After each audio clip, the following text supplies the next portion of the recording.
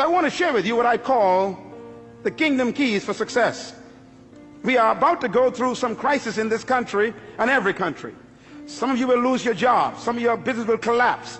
Some of you will have downsizing and right-sizing. Some of you will have problems trying to keep your house. And some of you are going to actually lose your capacity to generate income. And I've been sent here by God, perhaps just among the other leaders, to tell you, look, if you're going to make it through the crisis, you have to focus on management.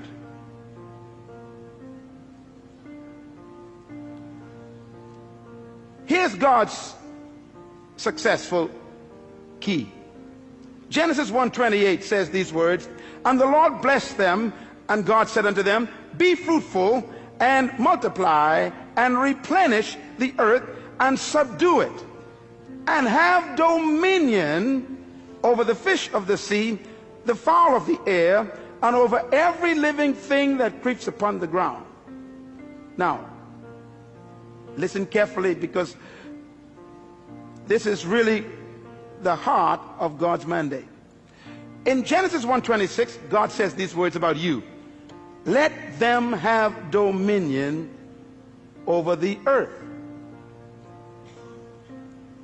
In Genesis chapter 1 verse 28, God tells us how to do it.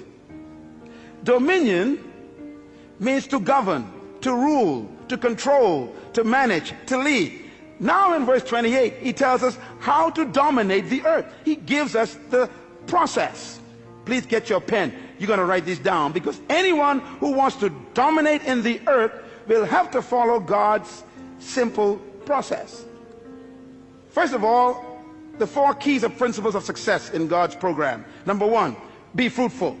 God never said to be seedful. The first command God gave man was to be what? Fruitful. It's impossible to produce fruit unless it was preceded by seed. God will never demand what doesn't exist already. So God's first command is to be fruitful. Now, when I looked at the word fruitful in the original Hebrew, it does not mean to have children. It shocked me. For example, if having children was the essence of God's command, then Abraham didn't do a good job with just one legitimate child.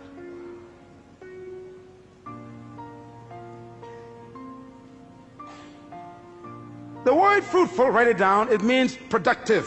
Be productive. God's first command to humans is be productive. That means produce something. Poverty is the absence of self-production.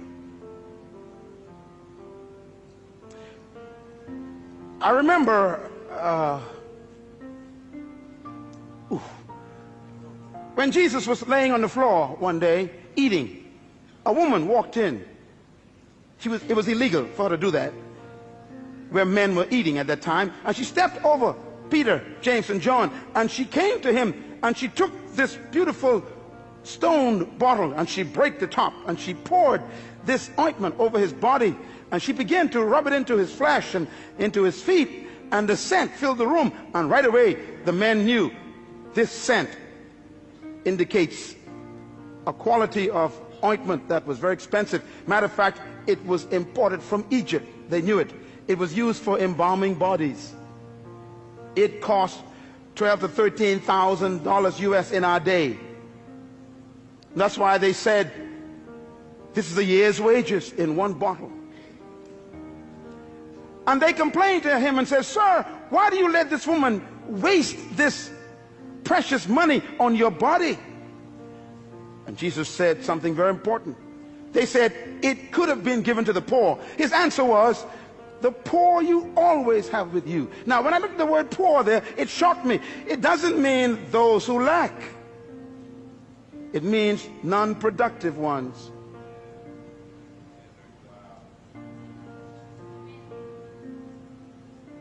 The first command of God is produce.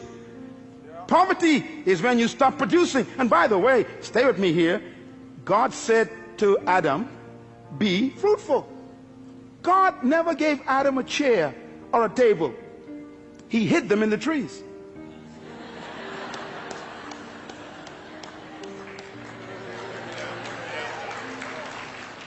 God never gave man shoes. He hid them in the cows. God never built a building before. He hid the buildings in the dirt, in the concrete. He hid the cars in the ore, in the mountains. Be fruitful. Be productive. The future of Australia is not in America or England. It's in Australia. The capacity to produce is right here. Poverty is a lack of creativity, not a lack of resources. There is no crisis except a crisis of creativity. No money has left the planet.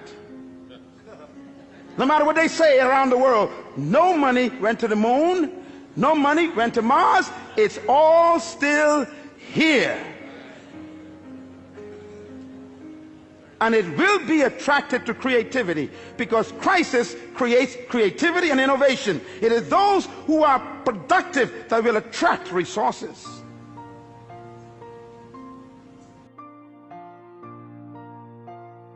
Is multiply. Multiply means to reproduce what you produced. If you follow any successful company, you know, I was driving here a moment ago and I just saw McDonald's. And McDonald's is far away from its original headquarters in Orlando.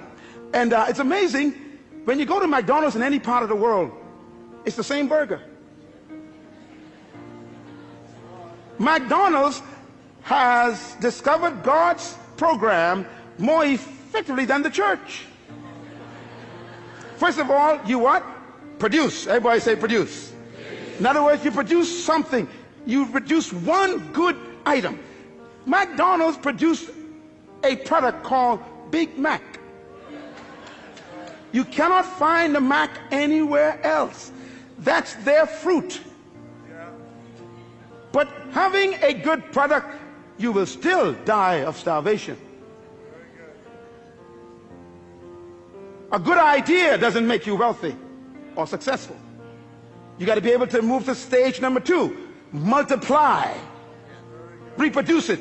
McDonald's have to develop a system that can produce 1 billion burgers every single month. And it's the same Big Mac. In China, in Ukraine, in Mexico, it's the same burger. In the Bahamas, in Jamaica, in Trinidad, in London, it's the same burger. Why? They have learned to move God's second stage. They produce and then they reproduce. Every successful business on earth has stolen God's process, and only the church have missed it. That's why we're broke. Microsoft, Bill Gates produced one good fruit, and then he put the system in to multiply it. What you cannot reproduce will die. The third command of God is very important. He said replenish. Everybody say replenish. The word replenish means to distribute. You know, it's incredible. God's ideas are all business ideas. Why? You are a manager.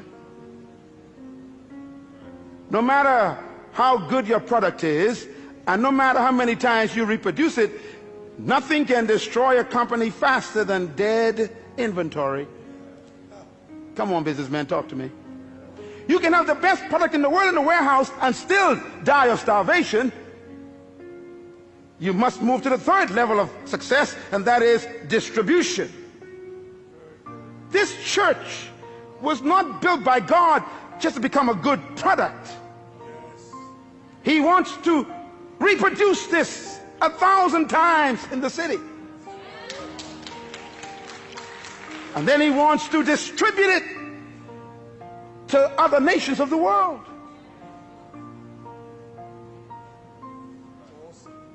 Any company, anywhere in the world, who are successful have followed God's program. The fourth level of God's success management program is, he said, subdue. Subdue means to control the market. You know, McDonald's have no interest in competition. They are after domination. Yeah. If you are in business and you don't have a plan to dominate the market, get out of the business. Bill Gates is the wealthiest man in the world today because he was the most successful human so far in our generation who successfully followed God's program. He produced a fruit, he reproduced it, and then he distributed it in every computer, and he was so successful that the entire government was threatened in the United States. He began to dominate the entire computer market. So they called him into Congress, sat him down, and said, "You can't do this. You're too successful. You can't control every computer in the world." His success made him a threat. What are you doing with your gift? That's why I'm here today. You were born with a gift. Oh, I need 2 more sessions for this. This is too important. Listen to me. Your life is a packaged seed bag.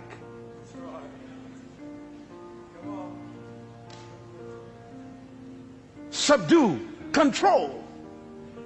And God says if you follow these 4 principles, be fruitful, produce your gift, your product, multiply, reproduce it, replenish, distribute it, subdue, control the market, the result will be dominion.